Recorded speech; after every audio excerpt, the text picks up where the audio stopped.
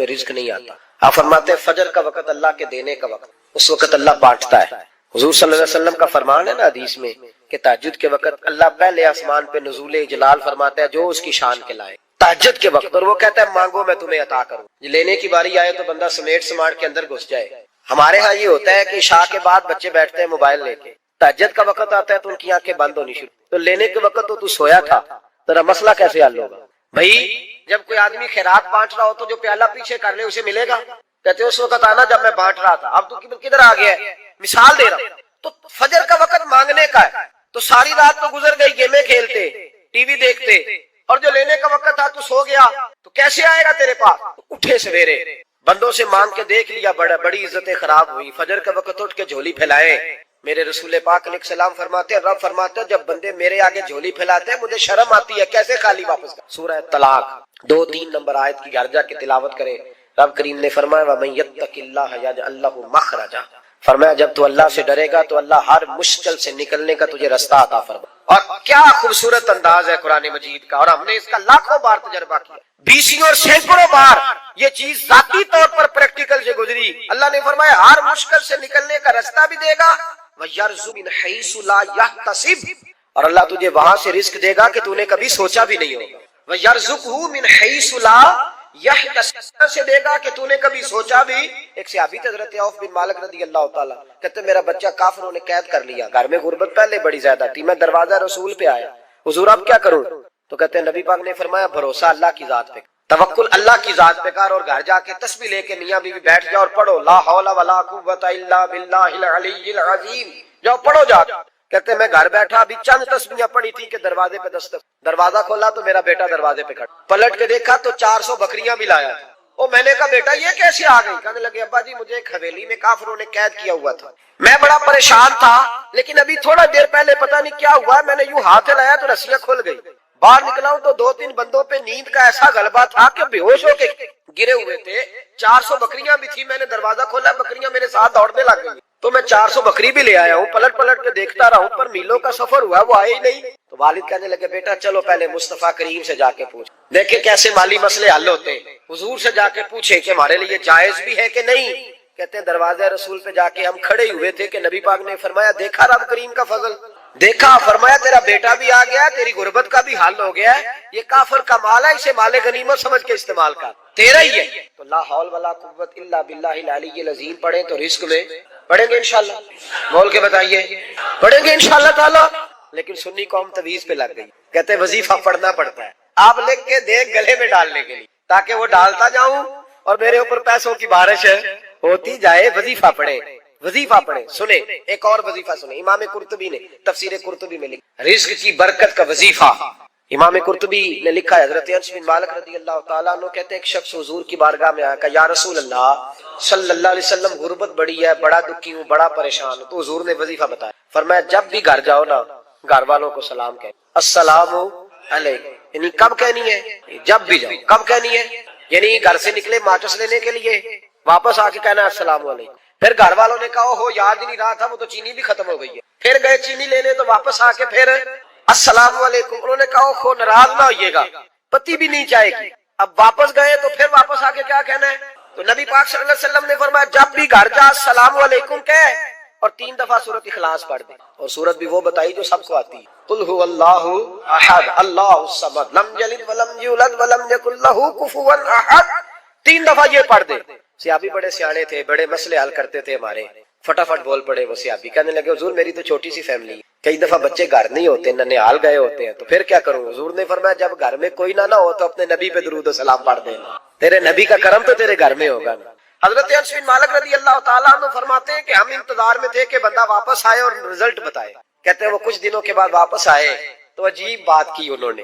ہمسایوں سے کئی دفعہ بندے کی نہیں نا اتنی بنتی، اور کئی دفعہ لگتا ہے کہ میرا ہاتھ اوپر ہی رہے، یہ کہ مجھ سے تگڑے نہ ہو جائے. کہتے ہیں وہ آئے تو نبی پاک صلی اللہ علیہ وسلم نے کہا کیا حال ہے تیرا؟ تو عرض کرنے لگے یا رسول اللہ صلی اللہ علیہ وسلم وظیفہ تو میں نے اپنے لیے پوچھا تھا اور میرے تو ہمسائے بھی امیر ہو گئے. حضور تو میں نے اپنے لیے پوچھا تھا اور میرے دائیں بائیں والے لوگوں کو بڑی برکت ہوئی ہے. تو میرے محبوب مسکرانے لگے. حضور فرمانے لگے گویا برکتیں تیرے گھر میں جب برسی ہیں تو چھن چھن کے ان کا فیض اللہ نے تیرے ہمسایوں کو بھی عطا. مشکل تو نہیں وظیفہ؟ کیا کرنا ہے؟ تو سا نہیں آکھنا مشکل لگتا ہے. تسی کر دینا سلام لو، تسی کہنا بندے اسی کہتے سلام اسی لویے، تسی لو جا کے دوبارہ گھر جا کے کیا کرنا ہے؟ چلے کچھ نہ کچھ 55% بولے ہی ہے ماشاءاللہ. کتنے کیا کریں گے؟ السلام، اور پھر کیا پڑھنا ہے؟ سبحان اللہ. 3 دفعہ سورۃ اخلاص پڑھ دیں، فرمایا اللہ برکت پیدا کر. اب سنیں، ایک دوست آئے کہنے لگے حضرت جی بڑے پیروں کے پاس گیا ہوں، مالی مسئلہ حل نہیں ہوتا. تو میں نے کہا میں تجھے نبی پاک کی بارگاہ میں نہ لے جاؤں، پیروں کے پیر کے پاس نہ چلے جائیں. میں نے کہا سن تیرا مالی مسئلہ حضور حل کر. مشکات میں حدیث ہے، ایک صحابی نے کہا حضور غربت ہے، فرمایا روز رات کو سورۃ واقعہ پڑھ، تیرے گھر میں فاقہ نہیں آئے گا. اور یار بتاؤ جب نبی پاک نے کہہ دیا نہیں آئے گا تو آئے گا، حضور نے کہہ دیا نہیں آئے گا تو آئے گا، اللہ اکبر، آ ہی نہیں سکتا. تو وہ والا وظیفہ پڑھ جو مصطفیٰ کریم نے بتایا ہے، اور رب کریم کی بارگاہ میں گویا نیت ہو کہ یا اللہ میں کوئی خود تو نہیں نہ پڑھ رہا، تیرے نبی نے بتایا ہے، سورۃ واقعہ پڑھ، تیرے گھر میں فاقہ. حضرت عبداللہ ابن مسعود رضی اللہ تعالیٰ عنہ بیمار ہو گئے، شدید بیمار، اور بیٹیوں کے باپ تھے، بیٹیاں زیادہ تھیں. حضرت عثمان غنی رضی اللہ تعالیٰ عنہ کا دور خلافت تھا. جناب عثمان غنی تیمارداری کرنے آئے اور کہنے لگے عبداللہ آپ بڑے بیمار ہیں، ابن مسعود آپ بڑے علیل ہیں، کچھ پیسے نہ بھیج دوں خزانے سے؟ تو حضرت ابن مسعود کہنے لگے ضرورت نہیں. کہا آپ کی بیٹیاں ہیں کام آئیں گے. تو آپ فرمانے لگے میں نے بیٹیوں کو خزانہ دے دیا ہے. کہا کیا خزانہ دیا ہے؟ کہنے لگے میں نے اپنی بیٹیوں کو پابند کر لیا ہے، وہ رات کو روز سوتے وقت سورۃ واقعہ پڑھ کے سوتی ہے. تو نبی پاک نے کہا فاقہ نہیں آ سکتا، تو لہذا میری بیٹیوں پہ کبھی فاقہ نہیں آ سکتا. تو روز یہ تو کہتے ہو داماد جی سے کہ بھئی آپ مہربانی کرو کو خرچہ بڑھاؤ، بچی بڑی پریشان ہے، تو بچی کو بھی یہ خزانہ دے دو، اس کو بیٹے روز رات کو سورۃ واقعہ پڑھا، رات سورۃ واقعہ پڑھے، صبح سورہ ملک پڑھے، دن کے وقت سورۃ بقرہ پڑھے. میرے نبی پاک صلی اللہ علیہ وسلم نے فرمایا جس گھر میں سورۃ بقرہ پڑھی جائے جن تو کیا شیطان بھی دوڑ جائے. تو کوئی جادو اثر کر سکتا ہے؟ تو ان وظیفوں پہ عمل کریں جو نبی پاک صلی اللہ علیہ وسلم نے ہمیں عطا کیے ہیں. حضور غوث پاک نے بھی ایک وظیفہ بتایا، وہ بھی بتا دوں آپ کو. غوث اعظم رضی اللہ تعالیٰ عنہ کی خدمت میں ایک شخص آیا، اس نے کہا حضور بڑی تجارت کرتا ہوں، کام نہیں چلتا. فرمانے لگے اب تو اللہ سے. حضرت موسیٰ علیہ السلام نے اللہ کی بارگاہ میں ایک دفعہ عرض کی مالک میں تیرا شکریہ کیسے ادا کروں، میں تیری کوئی چھوٹی بظاہر نعمت بھی دیکھتا ہوں تو سوچتا ہوں ساری عمر بھی عبادت کروں تو اس نعمت کا بھی شکر ادا نہیں ہوتا. وہ جو ان کے دل کی گہرائیوں میں بات ہے وہ اپنے جذبات کا اظہار کر رہے ہیں. حضرت موسیٰ کلیم عرض کرتے مالک میں تیری چھوٹی نعمت بھی کبھی دیکھتا ہوں نا تو سوچتا ہوں ساری عمر بھی اس کے لیے عبادت کروں، جھکا رہوں سجدے میں، تو اس نعمت کا شکر ادا نہیں ہو سکتا تو ساری نعمتوں کا کیسے کروں. تو جب یہ جملہ کہا نا حضرت موسیٰ نے تو رب کریم نے فرمایا اے کلیم اب آپ نے میرا شکر ادا کیا ہے.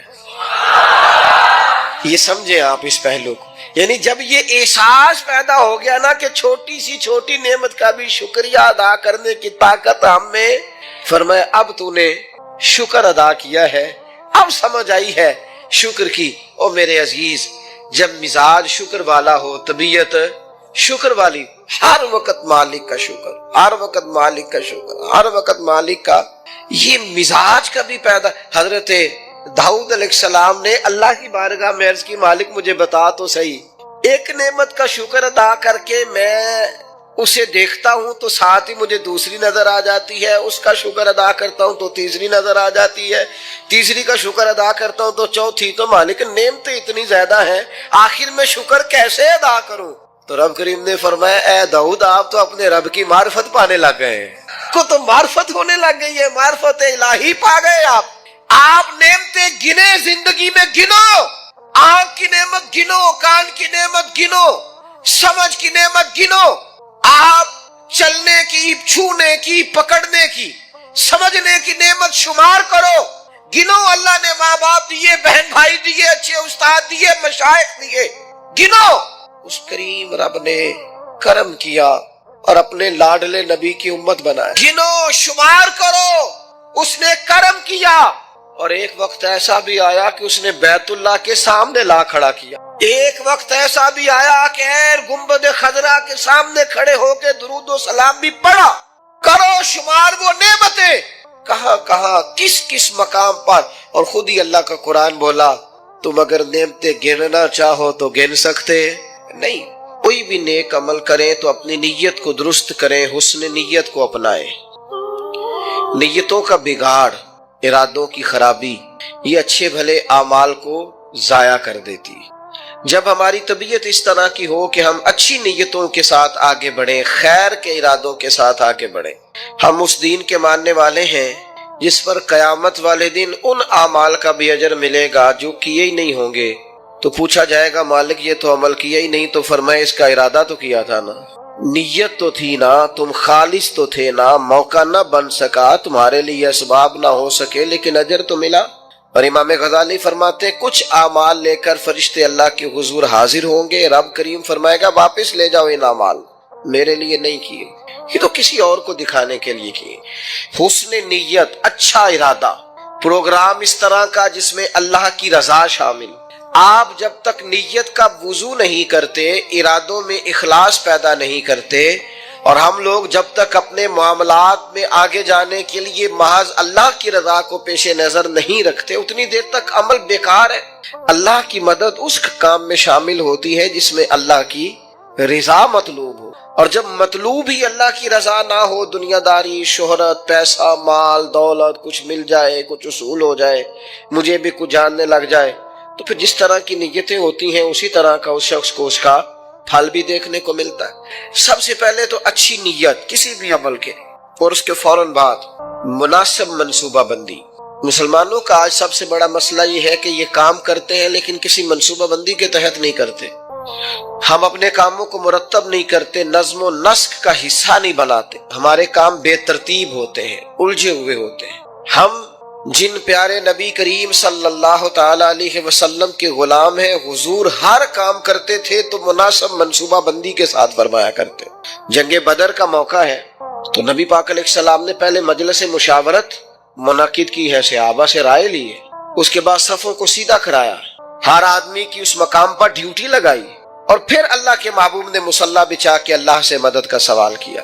جنگ احد کا موقع ہے تو سرکار نے ڈیوٹیوں کو تقسیم فرمایا، ایک چھوٹا سا حصہ صحابہ کا، ایک جماعت جس کی ڈیوٹی تھی کہ یہ درہ تم نے نہیں چھوڑنا، تو ایک درہ ہی چھوڑا ہے انہوں نے، تو اس کا نتیجہ بہت ساری شہادتوں کی صورت میں سامنے آیا ہے۔ جنگ خندق کا موقع ہے تو سرکار کی منصوبہ بندی دیکھیں، 10,000 کا لشکر مدینے پہ حملہ آور تھا، ٹھنڈ تھی، قحط تھا، تو مدینے کے تینوں جانب تو مکانات تھے، کافر داخل ہی نہیں ہو سکتے تھے، کونا خالی تھا، تو نبی کریم علیہ السلام نے صحابہ سے مشورہ کیا تو حضرت سلمان فارسی نے کہا خندق کھود لینی چاہیے۔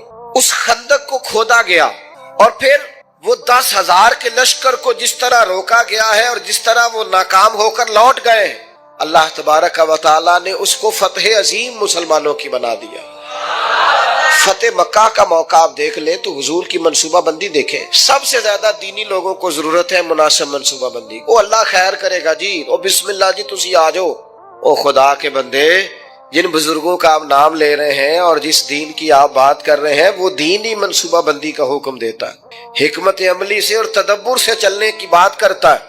وہ دین ہی کہتا ہے کہ آپ چیزوں کو مرتب کر کے کریں، بے ترتیب اور بے ڈھنگے، یعنی ایک شخص کے بکھرے ہوئے بال تھے، الجھی ہوئی اس کی حالت تھی، تو نبی پاک علیہ السلام نے دیکھ کے فرمایا کتنا اچھا ہوتا اگر یہ کنگھی کر لیتا، یہ سوار لیتا اپنے آپ کو۔ پسند کیا نبی پاک۔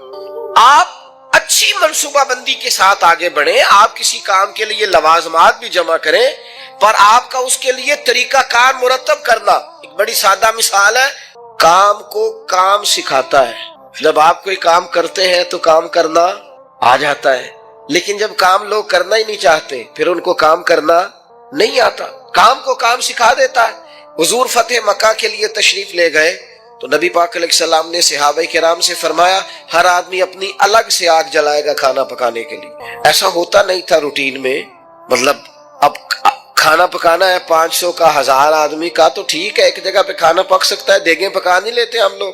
فرمایا ہر مجاہد اپنا چولہا جلائے۔ تب جب 10,000 چولہے جلے تو ان کے ذہن میں تو نہیں تھا نا کہ ایک ایک بندے نے جلایا ہے۔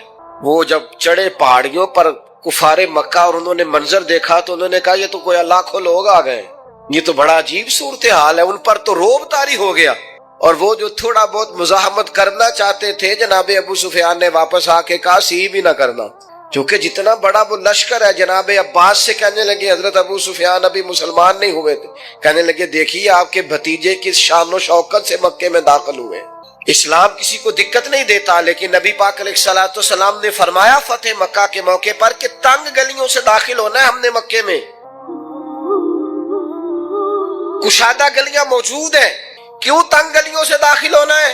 जब तंग गलियों से लश्कर गुजरता था तो घोड़ा गुजरा, दूसरा गुजरा, तीसरा गुजरा, ये तो घंटों पता नहीं कितना को लंबा लश्कर है, उनको समझ ही नहीं आ रही थी।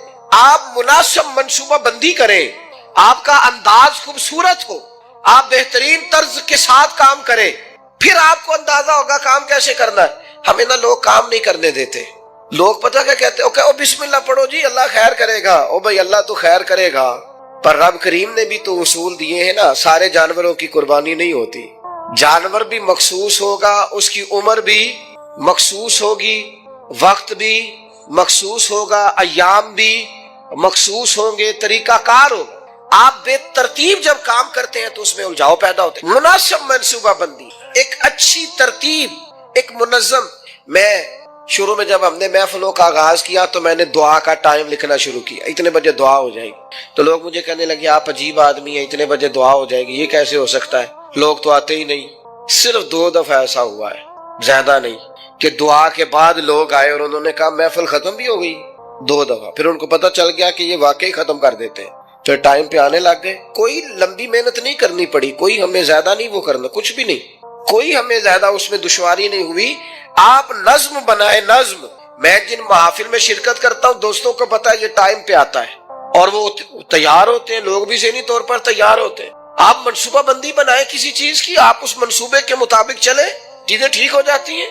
लेकिन हमारे यहाँ नज्म ही नहीं है, मंसूबा बंदी नहीं, किसी काम को करने का कोई तरीका नहीं हम वज़ा करते, हमारी तरतीब नहीं है। जब तक आप मुरत्तब नहीं है, ये हमारे हकीमुल उम्मत मुफ्ती अहमद यार खान साहब नईमी मुफ्ती साहब रहमतुल्लाह अलैह ने कुरान मजीद के एक पारे की एक तफसीर एक जिल्द में लिखी है, एक पारा और एक जिल्द पढ़ाया है, पढ़ा है, मिशकात की शरह की। किसी ने उनसे कहा इतना कुछ लिखा है आपने, पढ़ा नहीं जा सकता।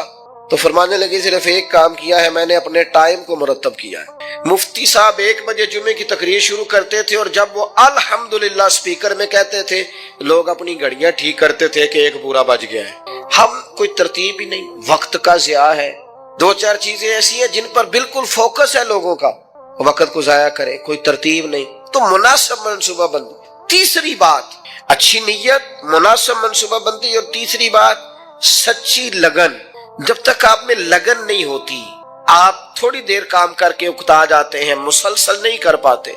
ये तलब जब पैदा होती है, ये लगन जब पैदा होती है, फिर काम होता है। आपके अंदर लगन ही नहीं है तो काम कैसे होगा? वो तड़प ही नहीं है, कुछ करना ही नहीं चाहते, मिजाज ही नहीं है, कैसे काम होगा? काम हो जाता है, सिर्फ उसके लिए आप मुसलसल मेहनत करें, मुसलसल। पत्थर पे पानी पड़े मुत्तसिल तो बेशुबा घिस जाए पत्थर की सेल।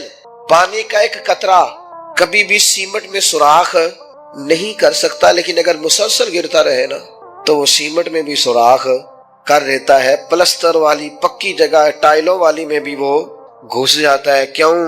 कि मुसलसल है ना, इस्तकामत है ना, लगन है ना, लगन से काम करें।